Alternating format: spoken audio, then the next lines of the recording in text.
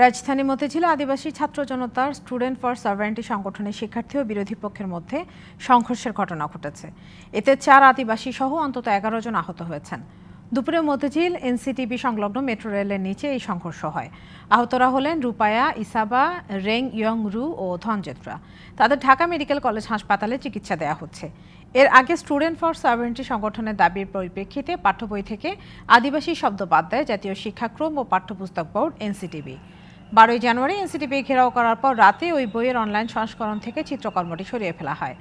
Dhaka medical college হাসপাতাল police ক্যাম্পের in charge Mohammad Faruk এই তথ্য নিশ্চিত করেছেন। তিনি জানান, ওই 4 শিক্ষার্থীর আঘাত গুরুতর নয়, তাদের জরুরি বিভাগে প্রাথমিক চিকিৎসা দেওয়া হচ্ছে। আগামীকাল দেশব্যাপী বিক্ষোভ সমাবেশ ও 17 জানুয়ারি প্রধান উপদেষ্টার বাসভবন ঘেরাও কর্মসূচি ঘোষণা করেছেন তারা।